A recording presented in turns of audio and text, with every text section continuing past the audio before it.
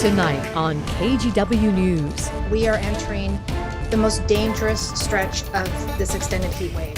Leaders call on everyone to look out for your neighbors. When you go inside and there's absolutely no relief, it's just so hard. We visit one of the buildings that lost a resident in last year's heat wave to see if anything has changed.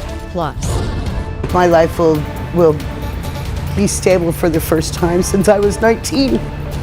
Some in Vancouver finally have a place to call home as a new, more affordable complex opens up. And later, what makes this Portland comic book store the best in the world? Your news starts now.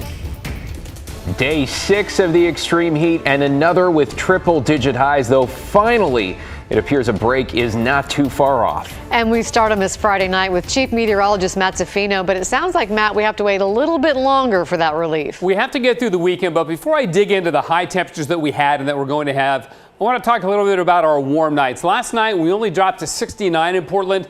That's our warmest night of the year and the warmest since August 13th of last summer when we had a 6-day heat wave as well. So we're going to have another warm night tonight, and that's part of what goes into this too, and it's warm out there right now. We're at 82 degrees in Portland, still 80 scattered around the area, 82 in Troutdale, 80 in Forest Grove. It's just a warm night except the coast, of course, where it's nice and cool. So difference between tonight and last night, we're about the same actually, about exactly the same, or maybe 1 or 2 degrees warmer. So I don't think it'll be much warmer overnight tonight compared to last night. But last night was our warmest night of the year, to get back to that theme for us. So again, we're in for a warm night tonight. By the hour, takes us down to about 70. If we don't drop below 70, that will be our warmest night of the year. I think we'll drop to 69 for the second night in a row. And then look, we're in the 90s by noontime tomorrow. We'll top out at 101 tomorrow afternoon, which is 1 degree warmer than today when we hit the century mark. A little cooling on Sunday, much more cooling on Monday, and then more cooling coming away after that. So yeah, the end is in sight. We just have to get through a very hot weekend, guys. Thank you, Matt. And as Matt just showed us, it's still hot out there tonight. And for people trying to sleep without relief from the heat, it could be another long night. Our local leaders stressed today the risk of illness can be compounded the longer we are in this heat wave, with older people who are living alone the most at risk. Catherine Cook joins us now. Catherine, you checked in with tenants tonight at one Portland apartment building. We did, David, and that apartment complex is one where someone actually passed away from heat-related causes last year. Already in Multnomah County, 3 people have died from heat-related causes this week. So yes, city and county officials are calling on landlords to do more to make sure their tenants are safe and cool. People we spoke with tonight say that's finally happening. It's true, not all angels wear wings. Some wear t-shirts and push cooling units up ramps on 100-degree days. This angel's name is Justin. He's the maintenance man at Northwest Tower Apartments. He has been working so hard. Della, who asked that we not show her face, lives here. She wants everyone to know about Justin and the 12-hour days he's been working to help bring tenants relief. He has been putting so many miles on his feet. Just the process that it takes to get an air conditioner installed is back and forth and back and forth and back and forth just for one apartment. Della got her air conditioner on Thursday. Instant relief, she says, from the 90-degree heat that had been building in her apartment. Sick to my stomach, dizzy. I've been throwing up. I've been really suffering from the heat since last Friday. She filled out the required paperwork to get her air conditioner and says Home Forward, which manages this low-income complex, pushed it right through. Whenever they find out that there are more air conditioners available, they go pick them up right away. I think last year they tried to do what they could at the time. This year, they're going above and beyond. During last summer's heat wave, 72 people died in Multnomah County from heat-related causes. 94% of them died in their own homes. One victim lived here at Northwest Tower. We need to stop talking about these as unprecedented events or outlier events. They are not. On Friday, city and county leaders called for even more vigilance on the part of landlords to check on tenants, especially those who are older or living alone. Please take this heat seriously. I know, and I understand that people are really tired of being told to take care of yourself and to look out for others. But the reality is that climate change and its consequences, like this heat wave, have no regard for our feelings or our fatigue. This weather is deadly, and we cannot afford to forget or ignore the trauma and the lessons of last summer. Multnomah County Chair Deborah Kafoury hopes people will continue visiting their cooling shelters. Guests can enjoy a meal, bring their pets, and get free transportation by calling 211 or taking TriMet. Back at Northwest Tower, The apartments just get hotter and hotter. Dalla is so grateful for the relief her new cooling unit is bringing. She hopes others won't have to wait much longer for theirs. And last night, it was worlds of difference. It was like at least 12 degrees cooler in my apartment. And of course, you don't have to be a landlord to check on your neighbors. Knock on a door. It only takes a minute to make sure they're doing okay. So many of these deaths are preventable. David and Laurel, back to you. Not all angels have wings. Catherine, thank you.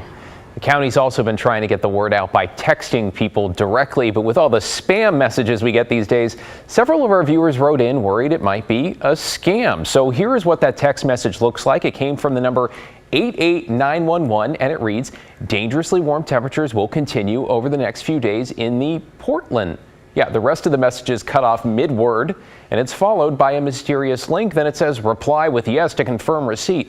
There is also a Spanish language version of the text. Yes, actually, this does look like it could be a phishing scam. It came from an unknown number. It includes that strange link and also asks you to reply. But we checked, and yes, we can confirm this is actually a legitimate text alert from Multnomah County. Now, after we checked, the important step, then we clicked the link and it brings you to this, a public alerts page with a longer version of the same message. It includes resources on how to stay cool. So besides these messages looking a little bit fishy, with a PH that is, they also didn't come out until yesterday, day 5 of the heat wave in the Portland area. So what took so long? Here's how the county answered. So earlier in the week, we didn't expect this heat event to be as long as it has turned out to be. And so we've had to ramp up our notifications because the heat's extended. And the county says they called and texted more than 425,000 people with that very warning. Be proactive, schedule those breaks, and don't let people say we're going to plow through this. That is a public health doctor's advice to businesses that have people working in the heat. It is also the requirement now under new rules from Oregon OSHA, designed to keep workers healthy and safe. The rules apply to anyone working outdoors or in a building without ventilation. If the heat index is 80 degrees, employers need to provide access to shade and cold water. Once it hits 90 or above, workers get more breaks and require more frequent monitoring and communication. OSHA tells it has at least 9 open inspections right now related to the heat, where the businesses are being cited, and they're looking into more. They've gotten a total of 61 heat-related complaints. We've got some breaking news tonight. A shooting in Portland's Old Town. This is video just in from Northwest 5th and Cooch. Our photographer at the scene saw evidence of several shots fired and at least one person hurt. We're working right now to get an update from police. This is impacting MAX service downtown. Buses are taking riders around the area where the trains are blocked. Also, this is one of 2 shooting investigations in the city right now. The second is out at 122nd and Holgate. To get you caught up on tonight's other headlines, a man who had to be rescued from the Sandy River today has died. The victim ran into trouble near the Stark Street Bridge. Firefighters say he was not wearing a life jacket. This was the second drowning on the Sandy River just this week. Authorities say the water has fast undercurrents and cold pockets that can catch swimmers off guard. The Portland Police Bureau is withholding the name of the officer who shot and killed a man in southeast Portland on Wednesday. PPB says the officers involved in 2 prior police shootings this week have been doxxed, meaning they're being targeted with personal information like home addresses. now being posted online. Police add they believe there are credible security threats to the officers.